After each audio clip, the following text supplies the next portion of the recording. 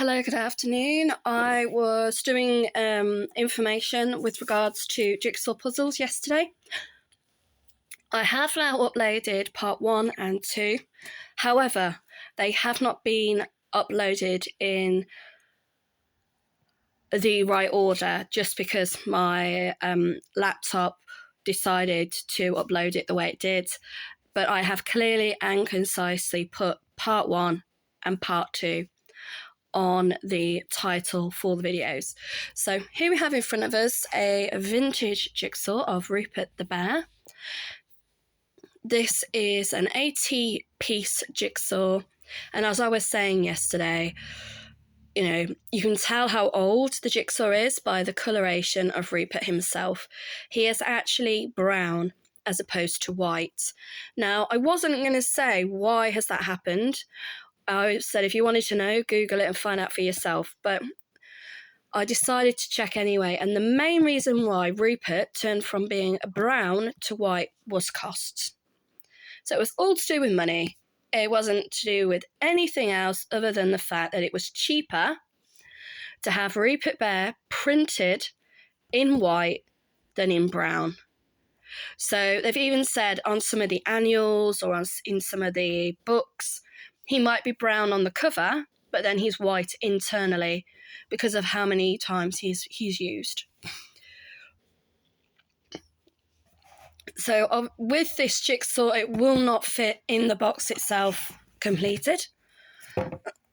Excuse me.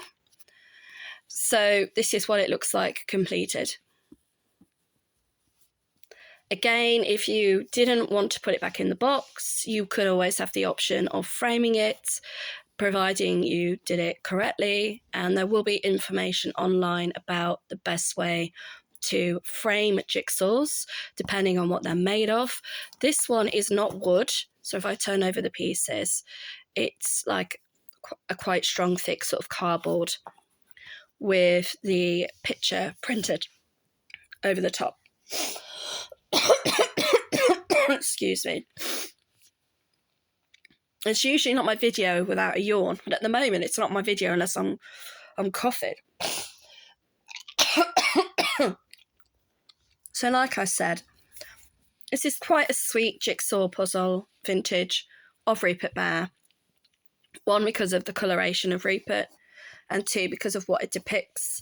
And then it also has that kind of flight of fantasy where they're using a dragon. I mean, where on earth did Rupert Bear and his friends get a dragon from? I really don't know. To light the fire for the Girl Guides. 1 carrying wood, so it's obvious that she's the poor little victim there, whereas she's the one who's in the lead going, you go and get the wood. I'm just going to stand here with a lantern and gaze at the fire with amazement, and you can do all the work.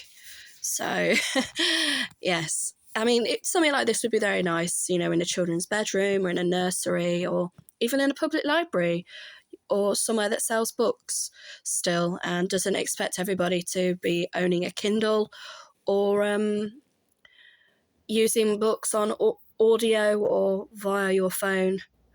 So there we have Rupert Bear. Now, here are 2 other jigsaws that I made earlier. Again, because the sellotape has come off on its own, because it's dried out, it hasn't damaged the box. This one is a Victoria, and it is a plywood. It literally says it there. It says plywood jigsaw puzzle, so I have spelled jigsaw wrong on my information.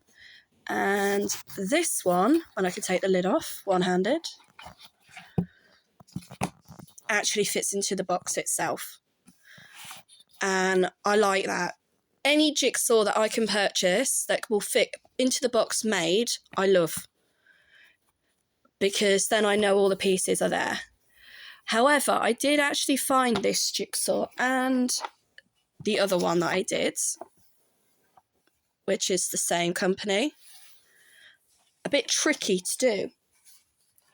And the reason why I found it tricky to do, I'll explain, is because of the way the pieces are made. So on the Rupert Bear one, you have what I call masculine and feminine fittings. So you always know that you're going to get a a feminine and a masculine fitting together. So this is obviously a corner piece. So when you are putting them together, people always recommend that you do the edging first before you fill in the centre.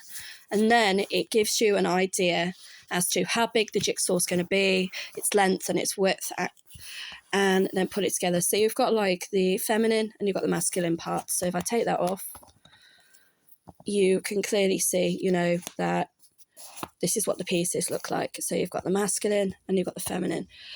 So yeah, the feminine always seems to have two parts instead of one. But anyway, that is usually how you can tell whether or not you're putting a jigsaw together.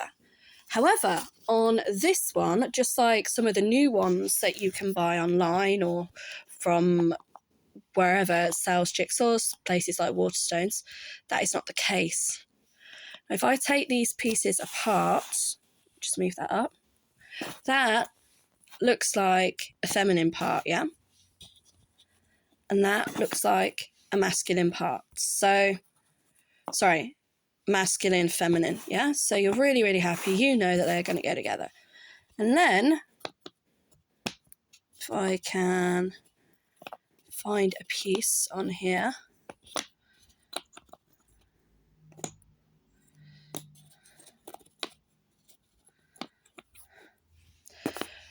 You have these really, really awkward shapes. So when, again, you know, you've got the masculine and you've got the feminine. But when I was trying to put it together, because this bit is quite rounded and the same here, it doesn't have a straight edge. So on Rupert the Bear, if you were to say pick a jigsaw piece from the centre, pick this one. Yeah. Oh no, I've broken him. What a travesty. You can see that that piece, as a sort of a centerpiece, masculine, feminine, masculine, feminine, yeah? And that is what is the same with all of the internal pieces, whether they're horizontal or vertical. Masculine, feminine, masculine, feminine. But on here, they're not, because this jigsaw, despite its age, is a lot more intricate. The way that they've made it basically is a little more different, a little more detailed and a little bit more complex. So when I was trying to put this jigsaw together, I was really, really struggling because I couldn't figure out how, as you can probably see, how you get the pieces to fit. Because you really have to wiggle and jiggle them around to get them, to interlock. So this jigsaw, I would say, would be for a much more older child as opposed to a younger one. Not because of the amount of pieces that it has, but because of how it fits together. So you need to use your brain and also have a lot more manual dexterity to do this jigsaw as opposed to this jigsaw. So a lot of jigsaws, when you do buy them, not only will they tell you how many pieces is in the jigsaw itself, and it should have the length and the width so that, you have an idea as to how big a table you might need or flat surface to do it on. Some jigsaws will even clearly say what age range they are designed for. So again, I mean, I would have thought, without question, that this jigsaw would be more child-friendly. It's made of wood, so the pieces are a lot more chunkier, they're not as thin or as flimsy, and would be great for a child. And it even has the age on it there, age 3 to 5. So they're saying that a 3-year-old should be able to do this jigsaw. Obviously, I do honestly believe they would need some sort of assistance, but they're saying by the age of 5, a 5-year-old should be able to achieve this one. And if I look at the Rupert the Bear one, doesn't seem to tell me. Let me go around the other side. You can already see that it has been damaged. But I've not done that, unfortunately. That happened before I was the owner. It doesn't actually give an age at all, but it does give the dimensions. So that is one of them. So there is a quick rundown of 2 different types of jigsaws. One that shows you the age that it is designed for, and one that does not. And yet, to be honest, I would probably say this one would be more child-friendly from the age of 3 and up than this one, purely because of the way the pieces slot together. So I hope that has been useful. And if you have any comments or want to give any feedback, it's very much appreciated. Thank you.